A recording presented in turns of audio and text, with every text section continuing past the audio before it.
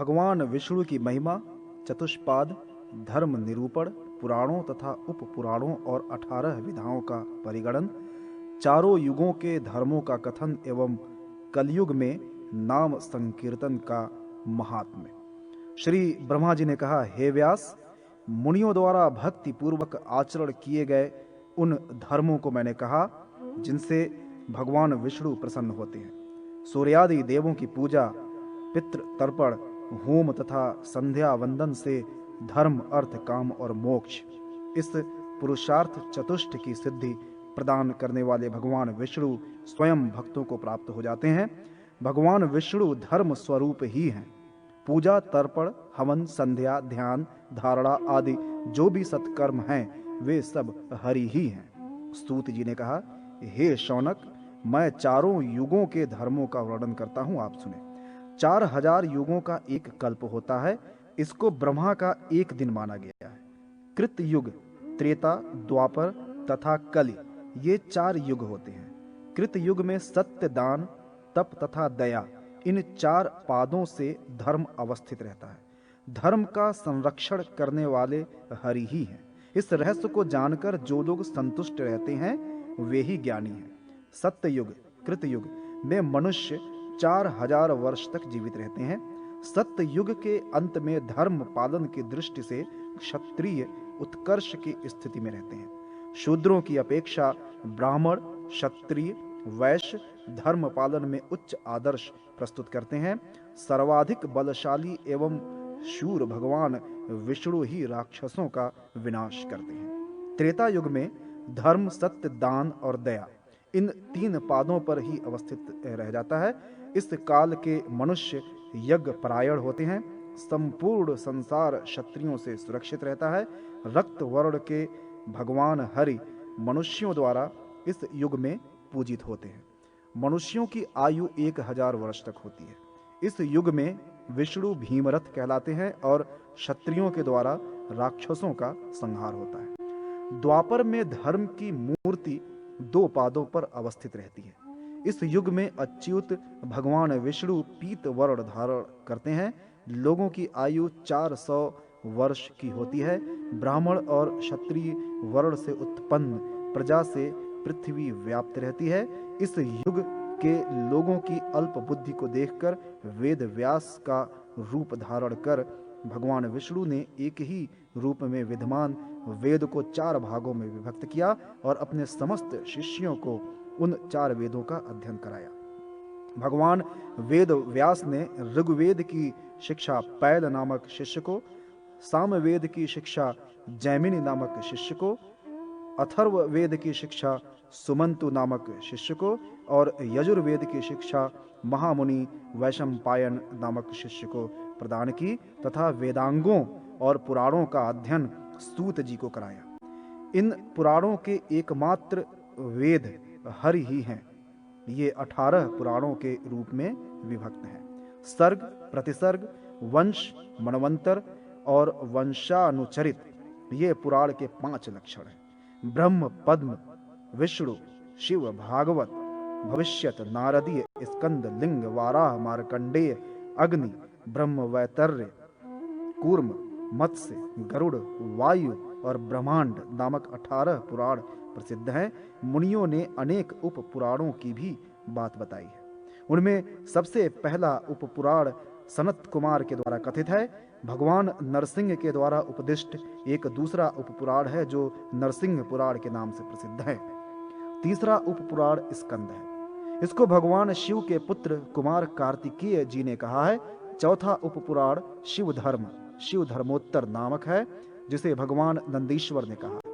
महर्षि दुर्वासा द्वारा प्रोक्त आश्चर्य अद्भुत पुराण तथा देवर्षि नारद जी द्वारा कथित नारद उपपुराण है। इसी प्रकार कपिल, वामन तथा उशनस उपपुराण महर्षि कपिल, वामन तथा उशनस द्वार उपदिष्ट है। इसी प्रकार ब्रह्मांड, वारुण, कालिका, माहेश्वर, सांब, पराशर, मारिच तथा भार्गव नामक उपपुराण भी है। पुराण धर्मशास्त्र, चारों वेद, शिक्षा, कल्पादि, 6 वेदांग, न्यास, मीमांसा, आयुर्वेद, अर्थशास्त्र, गंधर्व शास्त्र, तथा धनुर्वेद शास्त्र, ये 18 विधाएं हैं। पुराणम धर्मशास्त्रम च वेदास्वंगानि यन्मुने न्याय शौनक मीमांसा आयुर्वेदार्थ शास्त्रकम। द्वापर युग के अंत में भगवान श्री हरि पृथ्वी के भार का हरण करते हैं। कलयुग में धर्म एक पाद पर अवस्थित रहता है। भगवान अच्युत कृष्ण वर्ण के होते हैं। उस काल में लोग दुराचारी और निर्दयी होने लगते हैं। मनुष्यों में सत्व, रज तथा तम, ये तीनों गुण दिखाई देते हैं। काल की प्रेरणा से ये सभी गुण मन में उत्पन्न होते हैं और परिवर्तित होते रहते हैं। हे शौनक, जब प्रवृद्ध सत्व गुण से मन, बुद्धि और इंद्रियां व्याप्त हो जाती हैं और लोगों की अनुरक्ति ज्ञानार्जन तथा तपश्चरण में बढ़ जाती है, तब सत्ययुग जानना चाहिए। जब मनुष्यों की आसक्ति काम में, कर्म और यश में होती है, उस समय रजोगुण की प्रवृत्ति से त्रेता युग जानना चाहिए और तमोगुण की प्रबलता के साथ रजोगुण की वृद्धि के कारण जब लोगों में लोभ, असंतोष, मान, दंभ और मत्सर के भाव प्रबल होते हैं और काम में, कर्मों में आसक्ति बढ़ जाती है, तब द्वापर युग समझना चाहिए। जब सदा असत्य बोलने, आलस्य, नींद और हिंसा आदि साधनों में ही प्रवृत्ति हो जाती है, शोक, मोह, भय और दीनता का भाव जब बढ़ जाता है, तब तमोगुण को सर्वाधिक प्रबल मानना चाहिए। यही काल कलयुग है। इसी प्रकार जब लोग कामी हो जाते हैं, सदैव कटुवाणी बोलते हैं, जनपद चोर डाकुओं से भर जाते हैं, वेद पाखंडियों से दूषित हो जाते हैं, राजा प्रजाओं का सर्वस्व हरण करते हैं, लोग मैथुन और पेट पालन के कर्म से स्वतः पराजित होने लगते हैं, ब्रह्मचारी ब्रह्मचर्य व्रत का परित्याग करके अशुचि हो जाते हैं, कुटुंबी अर्थात गृहस्थ भिक्षाटन करने लगते हैं, तपस्वी गांवों में रहना प्रारंभ कर देते हैं, सन्यासी अर्थ लोभ में फंस जाते हैं, लोग लघु शरीर होने पर भी अत्यधिक भोजन करते हैं और जो चोर हैं उन्हें साधु के रूप में लोग स्वीकार करने लगते हैं, तब कलयुग ही मानना चाहिए। इस कलयुग में भृत्यगण अपने स्वामी का तिरस्कार करते हैं, तपस्वी अपने व्रतों का परित्याग कर देते हैं, शूद्र प्रतिग्रह लेने लगते हैं, वैश्य ब्राह्मणों की सेवा की उपेक्षा कर स्वतः व्रत परायण हो जाते हैं, धार्मिक भाव कम होने से सभी लोग बेचैन रहते हैं, संतानें धार्मिक शिक्षा का अभाव होने से पिशाच के समान बन जाती हैं, अन्याय से अर्जित भोजन के द्वारा अग्निदेव को आहुति, देवताओं को नैवेद्य तथा द्वार पर आए हुए अतिथि देव की पूजा होती है, तब कलयुग समझना चाहिए। हे शौनक, कलयुग के आ जाने पर लोग अपने पितरों को जल तक नहीं देते, सभी प्राणी स्त्री के वश में हो जाएंगे, सबके कर्म शूद्रवत होंगे। इस कलिकाल में स्त्रियां अत्यधिक संतानोत्पत्ति करने वाली और दुर्बल भाग्य वाली होंगी तथा बड़ों की आज्ञा का उल्लंघन उनका स्वभाव होगा। ऐसा स्वभाव हो जाने पर यदि उनकी निंदा की जाएगी तो वे उसके प्रति गंभीर न होकर उपेक्षा भाव अपनाएंगी। वे इस उपेक्षा भाव को अपना सिर खुजलाकर व्यक्त करेंगे। कलयुग के मनुष्य भगवान विष्णु की पूजा नहीं करेंगे, उन सभी का विश्वास पाखंड में बढ़ जाएगा। हे ब्राह्मणों, यह कलिकाल दोषों से भरा हुआ है, किंतु इस दोषपूर्ण युग में एक महान गुण भी है। वह गुण है भगवान श्री कृष्ण का संकीर्तन। उनका संकीर्तन करने से ही मनुष्य संसार के महाबंधन अर्थात आवागमन के जाल से मुक्त हो जाता है। हे शौनक, कृत युग में प्राणी की जो फल भगवान विष्णु का ध्यान करने से प्राप्त होता है, त्रेता युग में जो फल उनका जप करने से प्राप्त होता है और द्वापर युग में जो फल उन विष्णु देव की सेवा करने से प्राप्त होता है, वही फल कलिकाल में भगवान के गुण, लीला और नाम संकीर्तन से ही प्राप्त हो जाता है। इसलिए नित्य ही भगवान श्री हरि का ध्यान, पूजा और संकीर्तन करना चाहिए। नैमित्तिक तथा प्राकृतिक प्रलय और भगवान विष्णु से पुनः सृष्टि का प्रादुर्भाव। सूत जी ने कहा, 4000 युगों के बीतने पर ब्रह्मा का नैमित्तिक प्रलय काल आता है। कल्प के अंत में 100 वर्ष तक अनावृष्टि होती है। आकाश मंडल में प्रचंड रूप से संतप्त करने वाले भयंकर 7 सूर्य उदित हो जाते हैं। वे अपनी प्रखर रश्मियों से संपूर्ण जल राशि का पान कर तीनों लोकों को सुखा देते हैं। भगवान विष्णु रुद्र स्वरूप धारण करके भूरलोक, भुवरलोक, स्वरलोक, महरलोक, जनलोक तथा पाताल लोक की समस्त चराचर सृष्टि को जला देते हैं। भगवान विष्णु तीनों लोकों को जलाने के बाद संवर्तक नाम के मेघों की सृष्टि करते हैं। नाना प्रकार के महामेघ 100 वर्षों तक बरसते हैं। विष्णु रूप में स्थित वायु अत्यंत तेज गति से 100 वर्षों तक चलती है। उस जल वृष्टि से समुद्र के समान उत्ताल तरंगों वाले संसार के इस प्रलय काल में स्थावर जंगम के नष्ट होने पर ब्रह्म स्वरूप भगवान विष्णु अनंत शैया पर शयन करते हैं। 1000 वर्ष तक सोने के पश्चात जब वे जागते हैं तो पुनः उन्हीं के द्वारा इस जगत की सृष्टि होती है। हे शौनक, इसके बाद मैं प्राकृतिक प्रलय का वर्णन करता हूं, उसको आप सुने। ब्रह्मा के 100 वर्ष बीत जाने पर भगवान हरि अपने योग बल से समस्त सृष्टि को अपने में लीन करके ब्रह्मा को धारण करते हैं। इस काल में जो प्राणी ब्रह्मलोक में स्थित रहते हैं वे भी भगवान विष्णु में लीन हो जाते हैं। हे ब्राह्मण श्रेष्ठ, उस काल में अनावृष्टि करने वाले सूर्य से संपन्न मेघ थे। मेघों के लगातार 100 वर्ष तक बरसते रहने से संपूर्ण ब्रह्मांड जल से भर उठता है। अंदर प्रविष्ट हुई उस जल राशि से ब्रह्मांड फट जाता है। ब्रह्मा की आयु पूर्ण होते ही सब कुछ जल में ही लय हो जाता है। संसार में कुछ भी शेष नहीं रहता। संसार को आधार प्रदान करने वाली ये पृथ्वी भी उस जल राशि में डूब जाती है।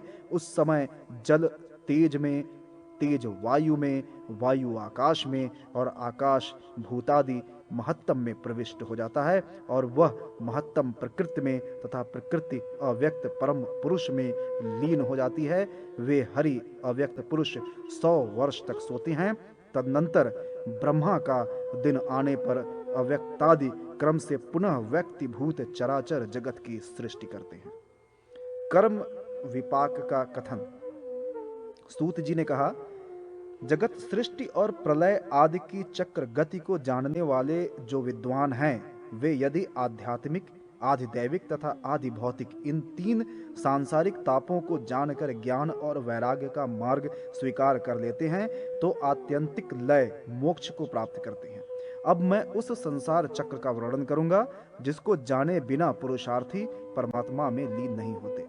प्राण के उत्क्रमण काल में इस शरीर का परित्याग करके मनुष्य दूसरे सूक्ष्म शरीर में प्रविष्ट हो जाता है। इस मृत्यु लोक से मृत्यु के पश्चात जीव को यमराज के दूत 12 दिन की अवधि में यमलोक में ले जाते हैं। वहां पर उस मरे हुए व्यक्ति के बंधु बांधव जो उसके साथ तिलोदक और पिंडदान देते हैं वही सब यमलोक के मार्ग में वह खाता पीता है। पाप कर्म करने के कारण वह नरक लोक में जाता है और पुण्य कर्म करने के कारण स्वर्ग। अपने उन पाप पुण्य के प्रभाव से नरक तथा स्वर्ग में गया हुआ प्राणी पुनः नरक और स्वर्ग से लौटकर स्त्रियों के गर्भ में आता है। यहाँ विनष्ट न होकर वह 2 बीजों के आकार को धारण कर लेता है। उसके बाद वह कलल फिर बुदबुदाकार बन जाता है। तत्पश्चात उस बुदबुदाकार रक्त से मांस पेशी का निर्माण होता है। मांस पेशी से मांस अंडाकार बन जाता है। वह एक पल परिमाण विशेष के समान होता है। उसी अंडे से अंकुर बनता है। उस अंकुर से अंगुली, नेत्र, नाक, मुख और कान आदि अंग उपांग पैदा होते हैं। उसके बाद उस विकसित अंकुर में उत्पादक शक्ति का संचार होने लगता है जिससे हाथ पैर की उंगलियों में नख आदि निकल आते हैं। शरीर में त्वचा और रोम तथा बाल निकलते हैं। इस प्रकार गर्भ में विकसित होता हुआ यह बीज 9 मास तक अधोमुख स्थित रहकर 10वें मास में जन्म लेता है। तदनंतर संसार को अत्यंत मोहित करने वाली भगवान विष्णु की वैष्णवी माया उसे आवृत्त कर लेती है। यह जीव बाल्यावस्था, कौमारावस्था, युवावस्था तथा वृद्धावस्था को प्राप्त करता है। इसके बाद यह पुनः मृत्यु को प्राप्त हो जाता है। इस प्रकार यह जीवन इस संसार चक्र में घटी यंत्र के समान घूमता रहता है। जीव नरक भोग करने के पश्चात पाप योनि में जन्म लेता है। पतित से प्रतिग्रह स्वीकार करने के कारण विद्वान भी अधो योनि में जन्म ग्रहण करता है। याचक नरक भोग करने के बाद कृमि योनि को प्राप्त होता है। गुरु की पत्नी अथवा गुरु के धन की मन से कामना करने वाला व्यक्ति कुत्ता होता है। मित्र का अपमान करने वाला गधे की योनि में जन्म लेता है। माता पिता को कष्ट पहुंचाने वाले प्राणी को कछुए की योनि में जाना पड़ता है। जो मनुष्य अपने स्वामी का विश्वसनीय बनकर उसको छल कर जीवन यापन करता है, वह मृत्यु के बाद व्यामोह में फंसे हुए वानर की योनि में जाता है। धरोहर रूप में अपने पास रखे हुए पराय धन का अपहरण करने वाला व्यक्ति नरकगामी होता है। नरक से निकलने के पश्चात वह कृमि योनि में जन्म लेता है। नरक से मुक्त होने पर वह ईर्ष्यालु मनुष्य को राक्षस योनि में जाना पड़ता है। जो मनुष्य विश्वासघाती होता है वह मत्स्य योनि में उत्पन्न होता है। यव और धन्यादि अनाजों की चोरी करने वाला व्यक्ति मरने के पश्चात चूहे की योनि में जन्म लेते हैं। दूसरे की स्त्री का अपहरण करने वाला मनुष्य खूंखार भेड़िए की योनि में जाता है। जो मनुष्य अपने भाई की स्त्री के साथ सहवास करता है वह कोकिल योनि में जन्म लेता है। गुरु आदि की स्त्रियों के साथ सहवास करने पर मनुष्य सूअर योनि को प्राप्त करता है। यज्ञ, दान तथा विवाह आदि में विघ्न डालने वाले मनुष्य को कृमि योनि प्राप्त होती है। देवता, पितर और ब्राह्मणों को बिना भोजन आदि दिए जो मनुष्य अन्न ग्रहण कर लेता है वह नरक को जाता है। वहां से मुक्त होकर वह पापी काक योनि को प्राप्त करता है। बड़े भाई का अपमान करने से मनुष्य को क्रौंच पक्षी विशेष योनि की प्राप्ति होती है। यदि शूद्र ब्राह्मण स्त्री के साथ रमण करता है तो वह कृमि योनि में जन्म लेता है। उस ब्राह्मणी से यदि वह संतानोत्पत्ति करता है तो वह लकड़ी में लगने वाले घुन नामक कृमि की योनि को प्राप्त होता है। कृतघ्न व्यक्ति कृमि, कीट, पतंग तथा बिच्छू की योनि में भ्रमण करता है। जो मनुष्य शस्त्रहीन पुरुषों को मारता है वह दूसरे जन्म में गधा होता है। स्त्री और बच्चे का वध करने वाले को कृमि योनि प्राप्त होती है। भोजन की चोरी करने वाला मक्खी की योनि में जाता है। अन्न की चोरी करने वाला बिल्ली की योनि तथा तिल की चोरी करने वाला चूहे की योनि में जन्म लेता है। घी की चोरी करने वाला मनुष्य नेवला और मदगुर मत्स्य विशेष के मांस की चोरी करने वाला काक योनि में जाता है। मधु की चोरी करने वाला मनुष्य दंशक योनि तथा अपूप पुआ की चोरी करने पर चींटी की योनि में जन्म लेता है। जल का अपहरण करने पर पापी व्यक्ति काक योनि में उत्पन्न होता है। लकड़ी की चोरी करने पर मनुष्य हारिल नामक पक्षी अथवा कबूतर की योनि में जन्म लेता है। जो प्राणी स्वर्ण पात्र की चोरी करता है उसको कृमि योनि में जन्म लेना पड़ता है। कपास से बने वस्त्रों की चोरी करने पर क्रौंच पक्षी, अग्नि की चोरी करने पर बगुला, अंगराग आदि रंजक द्रव्य, शरीर संस्कार द्रव्य और शाक पात की चोरी करने पर मनुष्य मयूर होता है। लाल रंग की वस्तु की चोरी करने से मनुष्य जीवक, पक्षी विशेष, अच्छी गंध वाली वस्तुओं की चोरी करने से छुछुंदर तथा खरगोश की चोरी करने से वह खरगोश योनि को प्राप्त होता है। कला की चोरी करने पर मनुष्य नपुंसक, लकड़ी की चोरी करने पर घास फूस में रहने वाला कीट, फूल की चोरी करने पर दरिद्र तथा यावक, जौका, सत्तू, धान, लाख आदि चुराने पर पंगु होता है। शाक पात की चोरी करने पर हारित और जल की चोरी करने पर चातक पक्षी होता है। जो मनुष्य किसी के घर का अपहरण करता है वह मृत्यु के पश्चात महाभयानक रौरव आदि नर लोकों में जाकर कष्ट भोगता है। तृण, गुल्म, लता, वल्लरी और वृक्षों की छाल चुराने वाला व्यक्ति वृक्ष योनि को प्राप्त होता है। यही स्थिति गौ, सुवर्ण आदि की चोरी करने वाले मनुष्य की भी होती है। विधा की चोरी करने वाला मनुष्य विभिन्न प्रकार के नरक लोगों का भोग करने के पश्चात गूंगे की योनि में जन्म लेता है। समिधा रहित अग्नि में आहुति देने वाला मंदाग्नि रोग से ग्रस्त होता है। दूसरे की निंदा करना, कृतज्ञता, दूसरे की मर्यादा को नष्ट करना, निष्ठुरता, अत्यंत घृणित व्यवहार में अभिरुचि, पर स्त्री के साथ सहवास करना, पराय धन का अपहरण करना, अपवित्र रहना, देवों की निंदा तथा मर्यादा के बंधन को तोड़कर अशिष्ट व्यवहार करना, कृपणता करना तथा मनुष्य का हनन करना, नरक भोग करके जन्म लिए हुए मनुष्यों के ये लक्षण हैं। ये सभी को जान लेना चाहिए। प्राणियों के प्रति दया, सद्भावपूर्ण वार्तालाप, परलोक के लिए सात्विक अनुष्ठान, सत्कार्यों का निष्पादन, सत्य धर्म का पालन, दूसरे का हित चिंतन, मुक्ति की साधना, वेदों में प्रमाण बुद्धि, गुरु देवर्षि और सिद्ध ऋषियों की सेवा, साधुजनों द्वारा बताए गए नियमों का पालन, सत्य क्रियाओं का अनुष्ठान तथा प्राणियों के साथ मैत्री भाव, ये स्वर्ग से आए हुए मनुष्यों के लक्षण हैं। जो मनुष्य योग शास्त्र द्वारा बताए यम नियमादिक अष्टांग योग के साधन से सद ज्ञान को प्राप्त करता है, वह आत्यंतिक फल अर्थात मोक्ष का अधिकारी बन जाता है।